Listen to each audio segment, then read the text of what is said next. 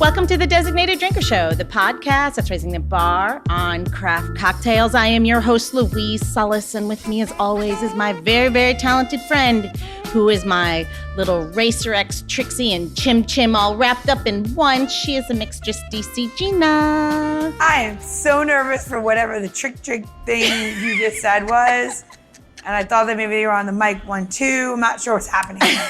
Don't worry, I'll help you get there. They were all characters from Speed Racer. So I know that cartoon. There you go. It's a cartoon, right? Yes, there Racer X, Trixie, and Chim Chim. They were Racer X's friends. Go Speed Racer. Yes. Yeah. So, speaking of speedsters, Gina, have you ever heard of Robert Glenn Jr. Johnson? No. I didn't think so. He was named one of NASCAR's 50 greatest drivers of all time, and he was inducted into the NASCAR Hall of Fame in 2010. But there's another interesting fact about Junior I think you're going to want to know. He was a famous moonshine runner. Yep. And without him and other bootleggers like him, there would be no NASCAR. This I know. So then my question to you is, how is that, you ask? Yeah. You ruined my setup. Well, you Dukes of Hazzard, anything. I mean, he was a bootlegger. Yeah. I mean, yeah. Okay, so along those lines. Are we going to say moonshine? We're going to talk about moonshine. Maybe we could go running down the street. I don't know. So I just got excited because that's when I like to take off my shirt. Let's move on. We'd have to evade the police, which is what most moonshiners like Johnson did. And to do so, they began... Or Daisy Duke. Or Daisy Duke. So her booty's hanging out, though. So in order to do that, to outrun Smokey, of course, they had to soup up their cars. Smokey the Bandit's another one. Exactly. Okay, that was Cannonball Run Race. I'm moving on. All right. She stole me off my script. Maybe it's the alcohol. Anyway, so they'd soup up their cars and practice their tricky maneuvers.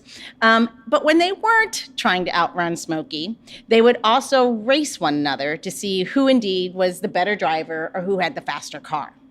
And as this caught on, onlookers began watching these so-called race cars, and sometimes they even put a little money on their favorite driver, and the rest, they say, is history. I love it.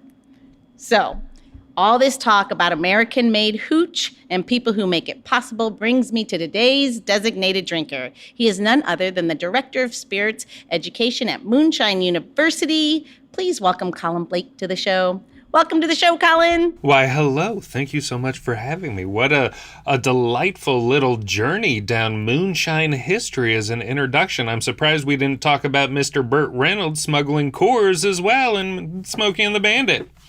So we did open an episode recently with that one. I cheated. But Daisy Duke, I know who she was. So when you're not wearing your Daisy Dukes, Colin... What is an educator of spirits? What does that mean? So it is, that title is an interesting one. And that's what happens when you get to just make up your own title. My first title was Headmaster of Liquorial Studies. So not only did I invent the title, I invented a word in the title. But in short, what I do is I head up operations at an educational distillery where we teach people how to open, run, and operate their own distillery. So we handle all things spirits, from sensory training to every aspect of being a part of a distillery. So Colin, I too am a master of making up names for yourself. I call myself a mixtress, which is a blend of head mistress of bartending / I really like to dance it out at night. So hence the mixtress. So I'm kind of into it. Well, did you just ultimately shorten that? Because that's very hard to put on a business card. I mean, that business card might need to fold out. So I'm the mixtress DC. So I'm your lady of the night libations, if you will. That is spectacular. Now a mama of 2, but what can you do? So tell us a little bit about Moonshine University. So Moonshine University is pretty interesting. It's the only place like it in the U.S. and really the world. It's custom-built distillery that's purely for education. So we opened up in 2012, had our first class in 2013. And our first class, and still the main class that we run, is a 6-day distiller course. And that's where people come in and experience over 35 industry professionals speaking on whatever their expertise topic is, and learn the entire industry from hands-on distilling of whiskey, rum, gin, vodka, to learning compliance, state compliance, labeling, proofing, gauging, all the government tax paperwork. It's just a delightful week. But from that class alone, we've had people from all 50 states, 48 different countries, and we've helped about 190 distilleries open around the world so far. So we're really proud of that class. But then out of that, we have built 2 and 3 day kind of deep dive workshops like fermentation, barrel aging, sensory training, for people who just want to do deeper dives into what they get in 1 or 2 hours in that 6-day distiller course. And then recently, in 2015, so maybe not so recently, everything feels, when you hit a certain age, everything is recently. I'd still say I recently moved back from LA, but that was like a decade ago. So we launched a public-facing endeavor called the Stave and Thief Society, which is an intense day-long class where people come and hang out with myself and the distiller here at Moonshine University, Clay Smith, and we do hands-on bourbon making in the distillery. We do tons of sensory training. We go through all the ins and outs of bourbon in a very unbranded way. And after you pass the test at the end of the day, you are an executive bourbon steward. So that's an exciting thing that we do here as well. And we also have a study-at-home version for people who can't make it all the way out to Louisville to take that class. But between those 2 endeavors and some consulting and some private barrel work and some private development and some private classes and some ad hoc teaching, that's all we do. You're keeping yourself just a little busy, huh? We try to. That's one way to stay out of trouble, at least, So wait, so you know what? I'm gonna give you the chicken or the egg question. Were you a bartender that went into this world, or you were a scientist that loved it? That is a great question that I generally dodge in front of classes because I have 2 arts degrees and have no background in either science or spirits. I have a very Kramer-esque type of life where I just keep falling into like really interesting, cool, fun jobs. And when I moved back to Louisville, I originally started working for our sister company, which is Flavor Man. And Flavor Man is Wonka's factory for beverages. They design anything, any consumable liquid for man or beast. They do it next door. There's NDAs, so we can't say who they work with, but I can guarantee anyone who's hearing my dulcet tones right now has had many things designed at our sister company. But I was working as their creative director. I was doing design work, copywriting, heading up marketing endeavors. But then when the distillery started getting operational, our first distiller was getting trained, and I was just snuck over, right? Just go across the parking lot. I wanted to learn as much about distilling as possible, but for the 2 weeks of that first main training, no one here, from the original Moonshine University team kicked me out. The owner of the sister company never pulled me back. So after two weeks of really just learning the entire process and falling in love really with the science and the art and the craft of distilling, I went back to the owner and was just like, who's in charge of the classroom? Because, I love it. And he's just like, you? Sure, why not? Very early in the company, obviously, where those types of decisions can be made rather haphazardly. But I also wanted to make it perfectly clear to him I only wanted to be in the classroom, because after learning how to distill, I also very quickly learned I don't like distilling because it is hot, it's a lot of lifting, and it's like 90% cleaning. A lot of people always talk about like how much they want to learn how to distill and it'll be so cool. And it's just like, it's 90% cleaning, it's 5% paperwork, and it's 5% actually making a spirit. And Clay, earmuffs. He's a couple desks over. I don't want him to hear that. I don't want him to start wanting to come to on my end of the building with the classroom.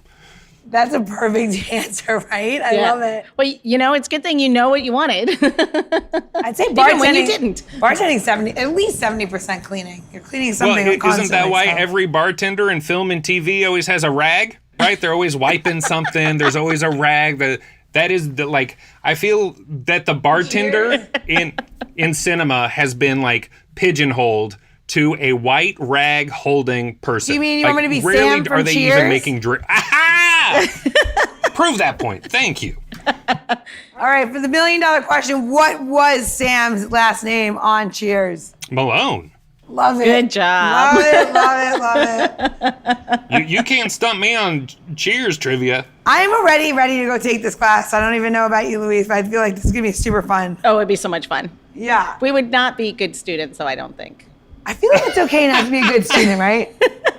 I think we'd be Everybody's interruptive. a good student, particularly if you're just having fun. But I will tell you, the first few 6-day classes we had, there were heartbreaking feedback at the end of the week because, we were just getting our, kind of the feel for it early.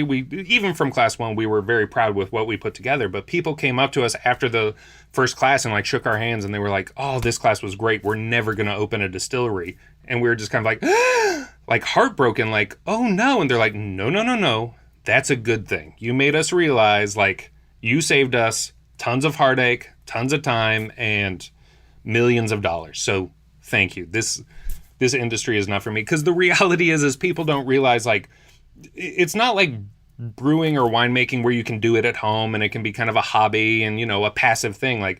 You can't do it at home. It's completely illegal. I don't care what you think your state says. Trust me, it's 100% illegal to distill at home. But it's not part-time. It's not half in. It is a huge, serious commitment. And people don't realize it's the second most regulated industry after pharmaceuticals. So there is an onslaught of oversight and paperwork and inspections and on and on. So Funny, drugs, alcohol. One and the same. who know, would have thought? Two very fun items, I feel like sometimes. Anyway, so much to say that. Yes. You shouldn't say that. No, you shouldn't say that. You should never, ever do those things. Never. Ever. Especially not together. There's never Together. an overlap in the Venn diagram of those two items. Yes. Although, funny. Maybe adjacency, but never overlap. Never overlap. Follow all the warnings, people. That's all I say. FDA it. Anyway, I need a cocktail. Let's do it. Let's get that. I need a cocktail, and I'm gonna be honest with you. I have to say, I was thinking about this drink today. I was like, what are we gonna do? What's really fun? A little bird told me, mainly Louise said it had to have Irish whiskey in it. I said Yes. Jameson. I love Jameson and Mezcal shots. Mix Jameson and Mezcal 50-50, shake it over ice, and you have a good time there. What's funny is I'm at my bar last call here in DC, and guess what? I only have cold brew Jameson. So you know what I have here it's not Jameson? I have a little bit of Tullamore Dew. Whoa. Also a little Irishy, if you'd like. Irishy. Irishy. I would say it's very Irishy. I would actually say it's in the heart of Ireland, so it's Heartland Irishy. So it's pretty damn Irish. So it's very actually. So I'm going to add so we're going to take a little bit of El Silencio mezcal, and we're going to mix them together, and a little bit of pineapple juice and a bit of simple syrup, and there, in fact, is going to be a good time. So you can serve this drink up, or you can serve this on the rocks, however you'd like to serve it. I'm going to do this one on crushed ice, something that can be really fun at home. Make a pitcher. So basically you would times this recipe by 6, and you make a pitcher, throw it in a blender, serve it to all your friends poolside, and you will be the winner. Deal? There you go. Deal? Deal. All right. So Do you serve it with floaties though for safety? No, you serve your friends floaties. That's what I'm saying. Give Oh them the yeah, floaties. absolutely. Like water wings. Yeah, absolutely. Garnish with water wing. I mean, I never get in the pool unless it has a bar stool in it, and then you don't have to get out to go to the bathroom. Who said that? So we're gonna do 1 ounce of Irish whiskey. I'm making 2 cocktails. We're gonna do 1 ounce of mezcal. Use your favorite mezcal in this recipe. Like if you like, a really smoky mezcal, then you're really gonna like that in your drink. If you're more of a lighter-hearted mezcal or tequila, I would say in the silver realm or añejo with this. I wouldn't get too crazy and throw a reposado in there. It's just the flavor profile is a little different. Okay, so we're gonna put 1 ounce of pineapple juice, and we're gonna use 1 ounce of simple syrup per cocktail. Does it get any easier? I mean, not really. if you really wanted, so if you did these frozen, which would be really nice, I put a couple of micro drops of Angostura on top just for a little scenting, really. So maybe we'll do that when we do this drink. So we have all of our ingredients in there for 2 cocktails. We're gonna add ice, shake, and strain over fresh ice. And let's see what glass we're gonna use for that. I guess we're gonna use these. Ice, all right. Cap it, shake it.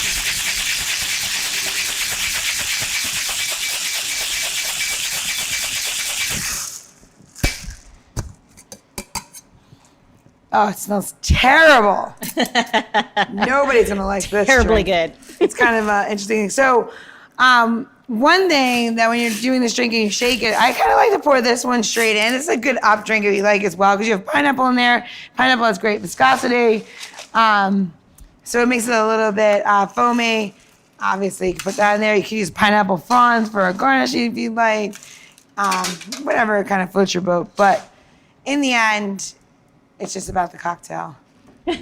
Cheers. Cheers. Cheers. Oh, that is good. Oh, that is a delight. Isn't it always it's always my favorite when you take 4 like really like ingredients that you don't feel like it's gonna be good, and you put them together and you're like, that's great. And that's 90% of bartending, everybody. So taking a bunch of stuff together and shoving it in the glass.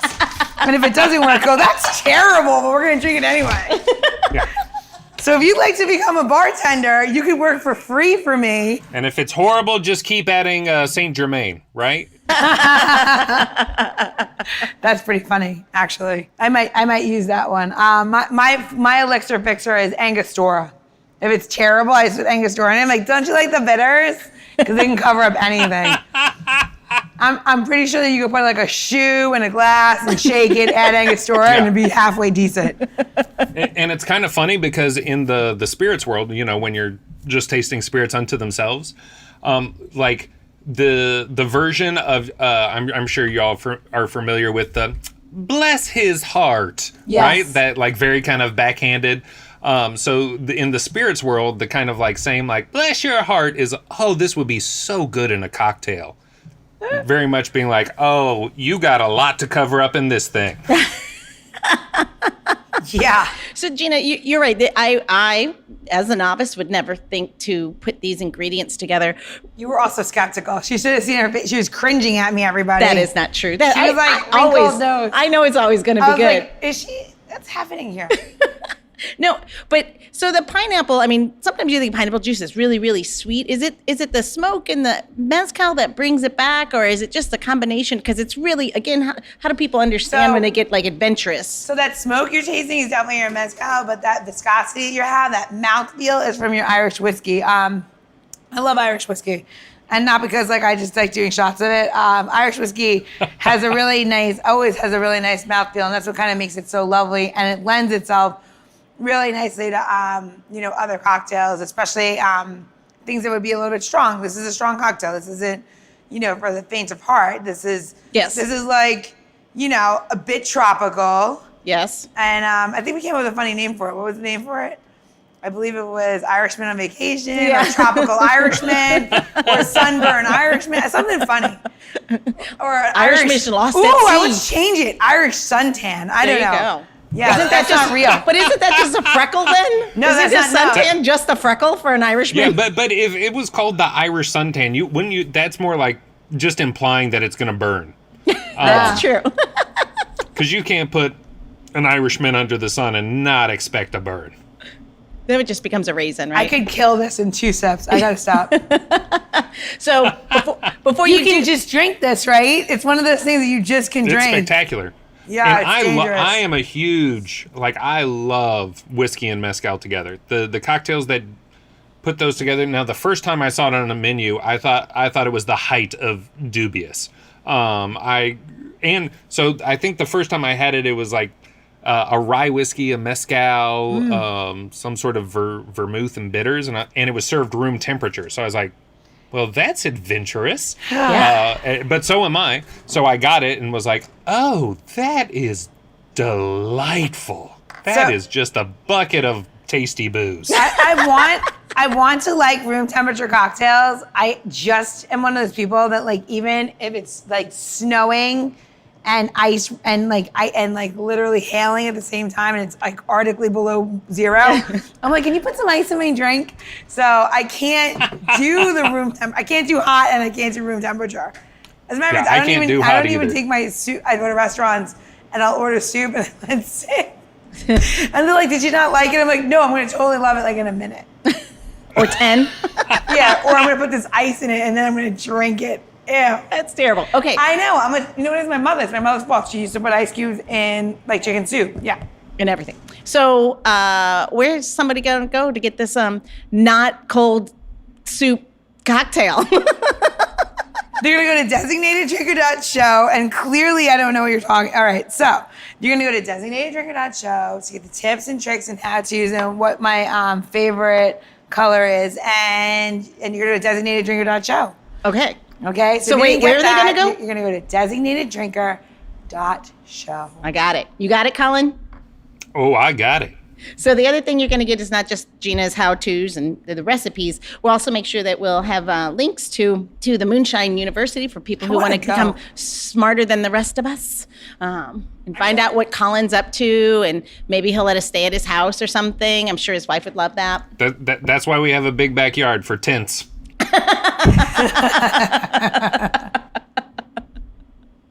That's perfect. Yes. Ah. Too funny. Too funny. I'm into this, right? Yeah. So what's up? What's happening? How I know that you say you have classes going. You're doing them in person as well as virtually, correct? How does one sign up? I mean, what kind of tips and tricks do you have for making sure we get into those classes? We have endless, and I am the worst with our own schedule. Everyone makes fun of me, even though I make our schedule. I have no idea what's happening here ever, because I plan like a year in advance. You would have to ask me a year ago today what was going to happen this year. But if you want to check out all the tasty treats that we have for Moonshine University, go to moonshineuniversity.com and check out the classes there. Or if you want to know more about bourbon and get super nerdy with sensory training and hands-on, check out staveandthief.com, and that has the onslaught of classes that we have every year for that program as well. But I think a little bird told me, I think his name was Colin, he said to make sure that people understand that if you see it and it's available, you better sign up right then and there, because your classes fill up fast, right?